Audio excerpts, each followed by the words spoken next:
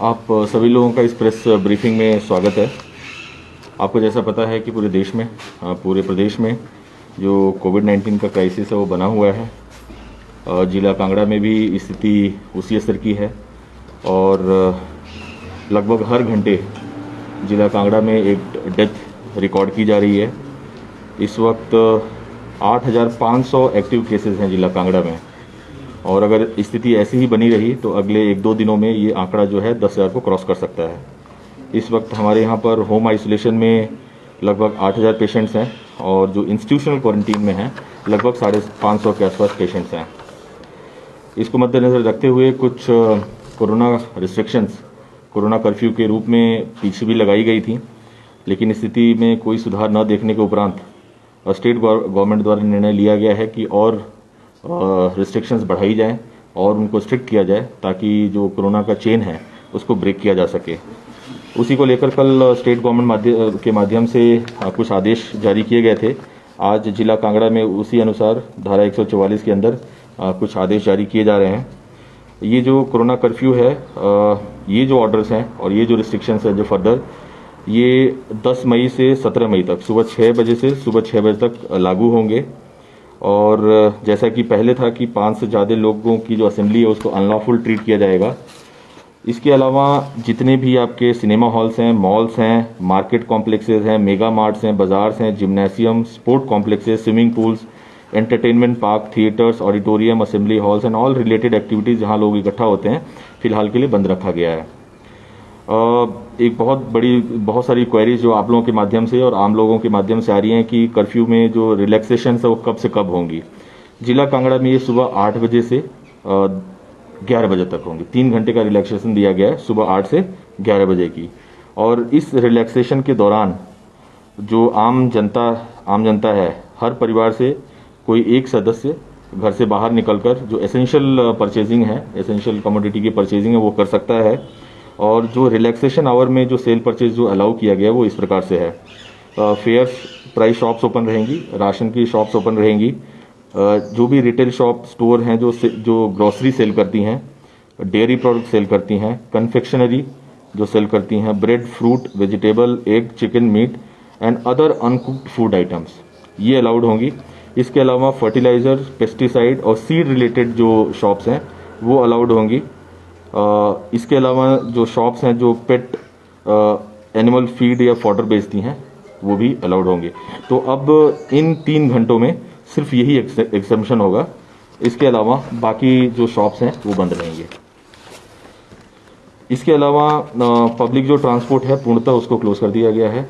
और जो financial sector है जैसे बैंक्स हैं या हमारे पोस्ट ऑफिस हैं उनका जो पहले निर्धारित टाइमिंग्स थे उसी टाइमिंग से वो काम करेंगे। जो बैंक हैं 10 बजे से दोपहर 2 बजे तक और जो पोस्ट ऑफिस हैं सुबह 9 से 1 बजे की उनकी टाइमिंग है।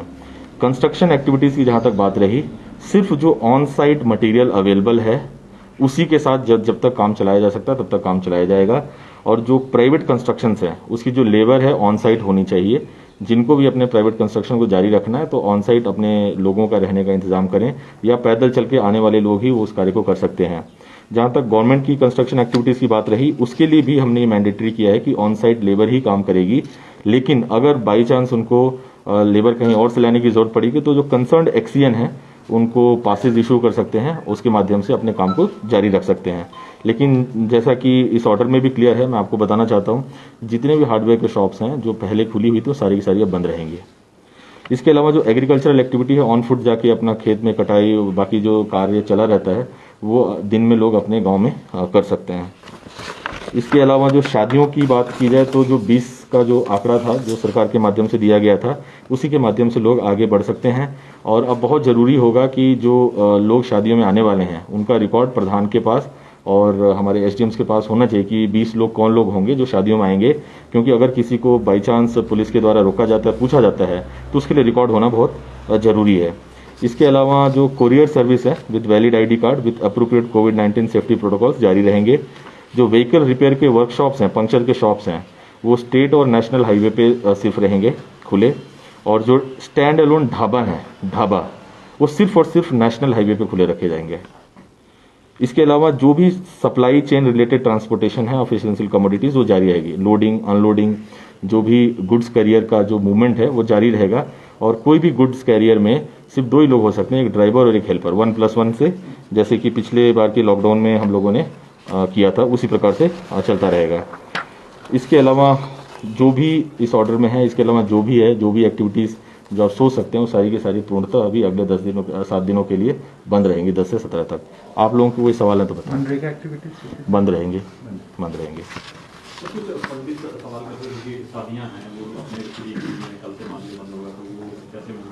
बिल्कुल, मैं वही बताया कि वो 20 के ही टोटल में होने चाहिए। उनकी लिस्ट एसडीएम या प्रधान के पास होनी चाहिए। अगर उनको रोका जाता है तो उनको ये सत्यापित करना पड़ेगा, बताना पड़ेगा। जो भी जहाँ पे भी नाके पे रोका जाएगा वहाँ पे इंक्वायरी बेस्ड सिस्टम होगा। अगर वो बता देते हैं, सेटिस्फाई कर देते हैं तो उनको जाने दिया जाएगा। जो लोग सुबह मॉर्निंग वॉक पे जाते हैं उनके लिए बिल्कुल सुबह, अब हमने ये बता दिया कि जो मूवमेंट है वो 8 से 11 बजे के बीच में ही होने चाहिए। तो अभी के लिए फिलहाल इन सब चीज़ों पे रोक रहेगी। सर, जो ढाबे आपने बंद करने के लिए नेशनल हाईवे पे जो साइड में होंगे ढाबे जिनके द्वारा खाना पैक करके जो है वो दिए जाते हैं, बहुत क्लियर है कि जो नेशनल हाईवेज पे ढाबा होंगे, क्योंकि जो एसेंशियल कमोडिटी की मूवमेंट होती है उनके लिए बहुत सारी जगहों पे लोग रुकते हैं, जो ड्राइवर्स हैं रुकते हैं, खाते हैं, फिर आगे जाते हैं। हम नहीं चाहते हैं कि इस तरह की जो एसेंशियल कमोडिटी की मूवमेंट बाधित हो। सिर्फ और सिर्फ नेशनल हाईवे पे जो बना के खिला सकते हैं वही खुले रहेंगे। ढाबे जो है उनके द्वारा ना डॉक्टरों को खाना पैक करके दिया जाता है? नहीं, तो फिर इस तरह के ढाबे नहीं है। जो पूर्णतः वहीं फंक्शनल होंगे वही कर सकते हैं। सर, ऑनलाइन क्लासेस जारी हैं तो मोबाइल शॉप में बड़ा कंफ्यूजन है। अगर मोबाइल खराब हो जाए तो किस तरीके से? नहीं, इसके लिए हो सकता है कि आने वाले समय में जो कुछ और इंस्ट्रक्शंस हम स्कूल को भी देने वाले हैं कि जो क्लासेस का ड्यूरेशन है उसको भी रिड्यूस किया जाए, और जो बच्चों पे बोझ पड़ रहा है, लगातार 7 दिन क्लासेस ऑनलाइन चलाई जा रही हैं, उसके बारे में भी एडमिनिस्ट्रेशन फैसला लेने वाला है। लेकिन फिलहाल के लिए इतना ही है कि ये जो मोबाइल के रिपेयर के शॉप्स वगैरह हैं सारी क्लोज रहेंगी, सारा कुछ बंद रहेगा। सर, ग्रोसरी को थोड़ा सा एक्सप्लेन करेंगे कि बहुत सी दुकानें, जनरल स्टोर, बीड़ी सिगरेट की चिप्स वगैरह वो खुली मिल रही है अभी? जो भी अनकुक्ड फूड आइटम्स बेचते हैं उनको खोला जाएगा। और अगर मौके पर ऐसा लगता है कि कोई जानबूझकर सिर्फ थोड़े सा सामान और बाकी चीज़ों को ज़्यादा बेचने की फिराक में है, ऐसे शॉपकीपर्स के खिलाफ कार्रवाई भी की जाएगी। सर, देखा जा रहा है सर कई दुकानों में जो है पुलिस वाले जा रहे हैं, तो किस तरह के इंस्ट्रक्शन जारी की गई हैं कि सामान को कस्टमर को दुकान के अंदर जाने देना है या नहीं देना है, क्योंकि कई लोग चलान जो है बिगाड़ते गए हैं? और नहीं, जहाँ तक बात है, कोई कंफ्यूजन अब ये नहीं होना चाहिए कि किस प्रकार की दुकानें खुली रहेंगी। ये बहुत क्लियर हो गया, मैंने एम्पली क्लियर कर दिया। अगर आपको और भी कोई डाउट्स हों लोगों की तरफ से तो पूछ सकते हैं, मैं बता दूंगा कि किस प्रकार की दुकान। इसके अलावा कोई भी दुकान खुली रहेगी तो उसको हम तुरंत बंद करवाएंगे। दुकान के अंदर कस्टमर जा सकता है या नहीं जा सकता है? देखिए, हमने पहले भी बोला था, पिछले 1 साल से बहुत सारे जो हमारे शॉपकीपर्स हैं उन्होंने बहुत अच्छा सिस्टम निकाला हुआ है। उन्होंने दुकान के बाहर थ्रेड्स वगैरह लगाए हुए हैं। अंदर जाने की अनुमति नहीं ही देनी चाहिए, क्योंकि अभी जैसे कि प्रमाण आ रहे हैं कि वायरस हवा में भी है और इसे जो शॉपकीपर उसको भी खतरा हो सकता है। तो एक प्रॉपर प्रोटोकॉल जो है शॉपकीपर्स को भी फॉलो करना चाहिए, और बिना मास्क के कोई भी कस्टमर को एंटरटेन नहीं करना चाहिए। और हो सके तो जैसा पहले हमने किया था कि बाहर भी जो लोग खड़े हैं उनको बोला जाए कि गोले लगाए जाएं और वो लाइन्स में ही खड़े हों, ताकि आपस में स्प्रेड होने के चांसेस कम हो। बहुत से स्टोर्स ने ऑनलाइन परचेजिंग की फैसिलिटी शुरू कर दी है। क्या आपको लगता है कि ऑनलाइन की सप्लाई जो है वो चलती रहेगी? जो कोरियर सर्विस वो चलेगी, उसके अलावा और कुछ नहीं चलेगा। आप कुछ पूछ रहे थे? विशेष तौर से सर छुट्टी थी, बहुत सारे लोग जैसे दूसरे डिस्ट्रिक्ट से या दूसरे स्टेट से यहाँ आए हुए थे, कल जैसे ड्यूटी के लिए जाना है तो कल से ही कर्फ्यू रहेगा 6 बजे से, तो उनके लिए किस तरह की? देखिए, इसमें बहुत क्लियर है, जो इंटर डिस्ट्रिक्ट और इंट्रा डिस्ट्रिक्ट मूवमेंट है उस पर इसी तरह का प्रतिबंध होगा कि एसेंशियल सर्विसेज के लिए, इमरजेंसी सर्विसेज के लिए जा सकते हैं। जो लोग एसेंशियल सर्विसेज में इन्वॉल्व हैं उनके लिए भी हमने अभी एक जो ऑर्डर है, कंप्लीट ऑर्डर अभी रिलीज कर दिया जाएगा। जो उन डिपार्टमेंट्स में काम करते हैं जिनकी सर्विसेज वांछित हैं वो जा सकते हैं और वैलिड आईडी कार्ड के प्रोडक्शन में जा सकते हैं। किसी प्रकार के आईडी कार्ड्स वगैरह की जरूरत नहीं है। सिर्फ जो इंटर स्टेट मूवमेंट है उसके लिए ई पास का सिस्टम पहले से जारी किया गया है। पहले वो ऑटो अप्रूवल पे था, अब हमारे एसडीएम्स के माध्यम से उसको अप्रूव किया जा रहा है और उसी के माध्यम से आना जाना लोगों का जारी रहेगा। तो ट्रांसपोर्ट परिवहन व्यवस्था को लेकर क्या नई गाइडलाइन रहती है? पब्लिक ट्रांसपोर्ट बंद कर दिया गया है। जो प्राइवेट ट्रांसपोर्ट है only in case of medical emergency, vaccination या टेस्टिंग के लिए विद 50% कैपेसिटी टैक्सीज को भी इस्तेमाल कर सकते हैं और प्राइवेट व्हीकल को भी इस्तेमाल कर सकते हैं। टैक्सी वाले को पास वगैरह नहीं बनाना पड़ेगा? नहीं, बस जो उसमें कस्टमर जा रहा होगा उसको इंश्योर करना होगा कि वो वैलिड पर्पज के लिए जा रहा है। सर, मेडिकल लैब्स के बारे में कोई गाइडलाइन है क्या? किस तरीके से वर्क करेंगे? तो लैब्स वगैरह तो जारी रहेंगे। जो भी इसमें बहुत क्लियर है, जो हेल्थ के इंफ्रास्ट्रक्चर है, हेल्थ का इंफ्रास्ट्रक्चर 24/7 फंक्शनल रहेगा। खास करके जैसे पिछले ऑर्डर में हमने बोला था कि हमारे जो मेडिकल शॉप्स हैं 24/7 चलेंगे, लैब्स जब तक चलाना चाहते हो चला सकते हैं, उनको अपना एक वैलिड आईडी कार्ड लेकर आना जाना होगा। किसी प्रकार का पास सिस्टम हम नहीं रख रहे हैं। आपको अगर आपके पास आईडी कार्ड भी नहीं है तो भी इंक्वायरी बेस्ड सिस्टम होगा, जहां पे भी नाके पे रोका जाएगा। अगर आप बता सकते हैं कि आप किस पर्पस के लिए जा रहे हैं, आप कौन हैं और कहाँ जा रहे हैं, तो उसको आने जाने दिया जाएगा। ऐसी कोई दिक्कत नहीं आने वाली है। तो जब भी ऐसा कभी स्थिति आती है, अगर कोई भी आपको रोकता है तो किसी न किसी से आप बातचीत करवाएं, ताकि ये पता चल जाए कि वैलिड पर्पस से जा रहे हैं। देखिए, अगर हम पास वाले सिस्टम में जाएंगे, इंट्रा डिस्ट्रिक्ट और इंटर डिस्ट्रिक्ट मूवमेंट के लिए पास का सिस्टम करेंगे, बहुत क्यास होगा, बहुत परेशानी होगी लोगों को। तो बस मैं ये आप लोगों के माध्यम से लोगों से अपील करना चाहता हूं कि लोग उसी पर्पस के लिए निकलें जो बहुत एसेंशियल है। अदरवाइज 17 मई तक सुबह 6 बजे तक लोग अपने घरों में रहें और पूर्णतः जो कोरोना कर्फ्यू लागू किया गया है उसका पालन करें। और आपके माध्यम से मैं ये भी बताना चाहता हूं बार बार, क्योंकि अभी वैक्सीनेशन की प्रक्रिया चली हुई है और 100% वैक्सीनेशन होने में बहुत समय लगेगा। ऐसे में जो 3 मुख्य बातें हैं उसका विशेष ध्यान रखें। एक, डबल मास्किंग को लेकर बार बार बात की जा रही है, और सोशल डिस्टेंसिंग की बात की जा रही है, और तीसरा जो है हाथ को सैनिटाइज करने की बात की जा रही है। कृपया इन तीनों मुख्य बातों का पालन करें और आने वाले समय में अपने आप को, अपने परिवार को कोरोना से बचाएं। सर, एक आवाज साइट से जो होम डिलीवरी हो रही है, क्या वो कंटिन्यू रहेगी? कहाँ से? एक आवाज साइट अमेजन फ्लिपकार्ट। हाँ, मैंने बोला जो कुरियर सर्विसेज वो चलती रहेंगी, क्योंकि कुरियर सर्विस के माध्यम में आजकल मेडिसिन से लेकर बहुत सारी चीज़ें सप्लाई होती हैं। जो आइडेंटिफाइड कुरियर सर्विसेज हैं, जो नॉन कुरियर सर्विसेज हैं, एस्टैब्लिश्ड कुरियर सर्विसेज हैं, वो चलती रहेंगी। जो वैक्सीनेशन आपका चल रहा है, वैक्सीनेशन में बहुत से ऐसे स्टाफ की ड्यूटीज लग रही हैं जो अदर डिपार्टमेंट से हेल्थ के अलावा, तो आप उसके बारे में निश्चिंत रहें, क्योंकि जो हमारे अपने स्टाफ की मूवमेंट है उसके बारे में जो हमारी प्लानिंग है वो अलग ढंग से हम कर रहे हैं। क्योंकि हमारे बहुत सारे स्टाफ हमारे हॉस्पिटल्स वगैरह में आता जाता है, वो कहाँ रुकेगा, कैसे रुकेगा, इसका जो सारी संरचना है, जो सारा इंतजामात है, वो हमने ऑलरेडी कर लिया है। मेरा सवाल ये था सर कि उनकी वैक्सीनेशन का क्या है? Are they also frontline workers? देखिए, जिस प्रकार से department of health, government of India के माध्यम से एडवाइजरीज आ रही हैं और उसी के अनुरूप स्टेट गवर्नमेंट के हेल्थ डिपार्टमेंट से जो एडवाइजरीज आ रही हैं, उसी के हिसाब से हम वैक्सीनेशन को आगे बढ़ा रहे हैं। उसमें कौन कौन पात्रता रखता है वो डिसीजन स्टेट गवर्नमेंट और सेंट्रल गवर्नमेंट का है, उसके अनुरूप ही हम आगे वैक्सीनेशन के लिए बढ़ रहे हैं। इस वक्त मेरी तरफ से कोई कमिटमेंट देना गलत होगा। सर, खास तौर पे पत्रकारों के मूवमेंट पे कोई दिशा निर्देश, नई गाइडलाइन जारी की है? बहुत क्लियर है, आप भी एसेंशियल सर्विसेज में कवर्ड हैं और अपने वैलिड आईडी कार्ड के साथ आप लोग मूवमेंट कर सकते हैं, कहीं कोई दिक्कत नहीं आने वाली है। सर, भेड़ बकरी पालक जो है वे इस समय जैसे पिछली बार भी हमने बोला था और इस बार भी बोला, जो ऑन फुट मूवमेंट है, जो हमारे भेड़ पालक हैं, उनके आवाजाही में किसी भी प्रकार की कोई भी प्रॉब्लम नहीं आने वाली है। सर, हेल्थ सर्विसेज की क्या स्थिति है हमारे जिला में अभी जिस तरह से मामले? देखिए, रोजाना हम कोशिश कर रहे हैं कि हमारा जो नंबर ऑफ बेड्स हैं उसको हम बढ़ा सकें, और ऑक्सीजन की जो सप्लाई है निरंतर बनी हुई है।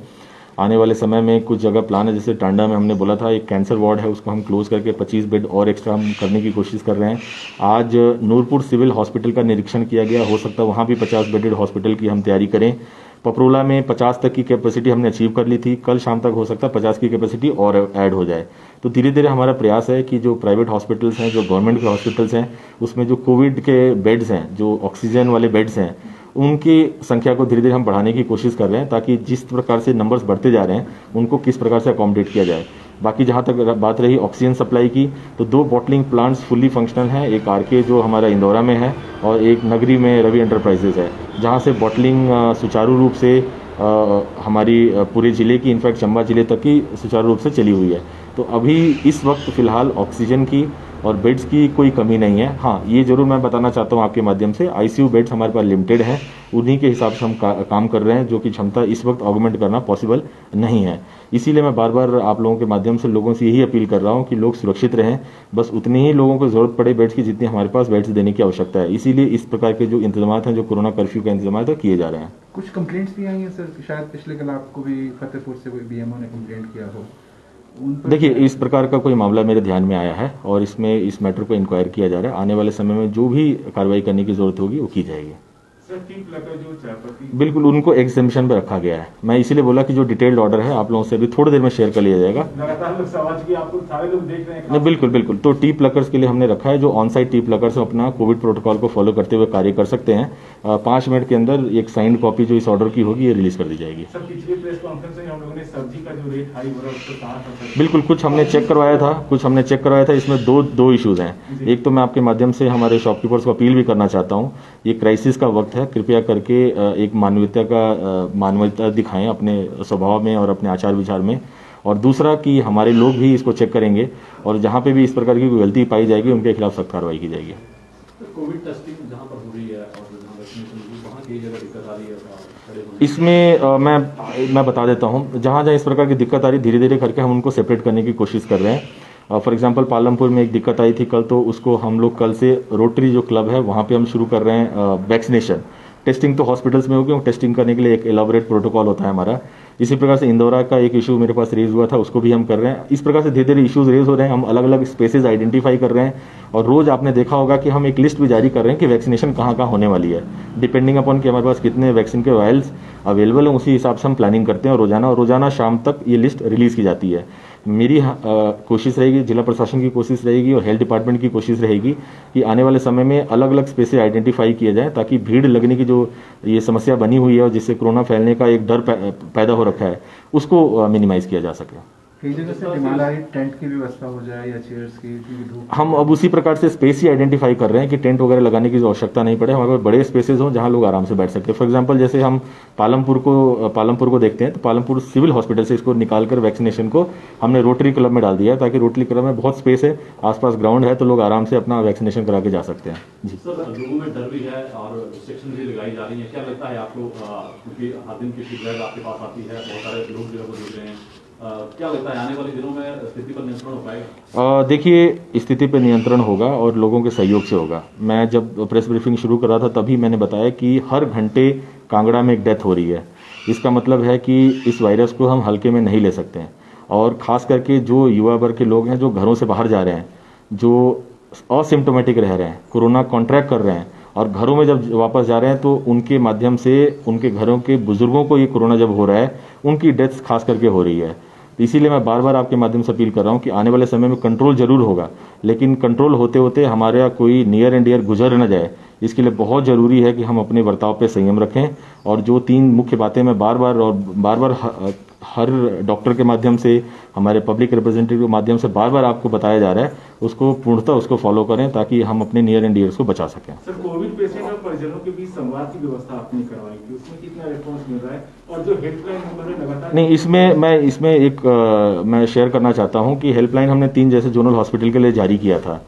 बहुत ओवरवेलमिंग रिस्पॉन्स आया, बहुत सारे लोगों को हमने क्वेरीज रिजॉल्व करने की कोशिश की, लेकिन आपको ये बात समझना होगा कि अगर जहां 150 पेशेंट हैं और हर पेशेंट को देखने के लिए 3 मिनट भी लग रहा है, तो 450 मिनट लगेंगे देखने के लिए एक सिंगल राउंड में।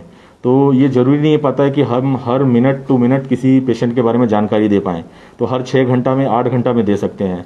तो मेरा आप लोगों से माध्यम से लोगों से ये भी अपील है कि जब भी इस सुविधा का उपयोग करें तो बार बार वहाँ पे रिपीटेड कॉल करने की ज़रूरत नहीं है, समय समय पे कॉल करें और हमारी कंस्ट्रेंट्स को समझें कि हमारी कंस्ट्रेंट्स क्या है, किस प्रकार से हम अंदर काम कर रहे हैं। सर, कंस्ट्रक्शन मटेरियल के जो व्हीकल है वो परमिटेड होंगे? बिल्कुल, मैंने यही बोला कि जो भी गुड्स कैरियर हैं वो आने जाने में किसी प्रकार ना तो पास की ज़रूरत है, ना किसी प्रकार की रोक है। Thank you so much. दोस्तों, अगर अभी तक आपने हमारे चैनल को सब्सक्राइब नहीं किया है तो यहाँ क्लिक करके हमारे चैनल को सब्सक्राइब कर लें। साथ ही इस नोटिफिकेशन बेल पर भी जरूर क्लिक करें, जिससे कि आप हमारे आने वाले सारे वीडियोस की नोटिफिकेशन अपने मोबाइल पर पा सकें।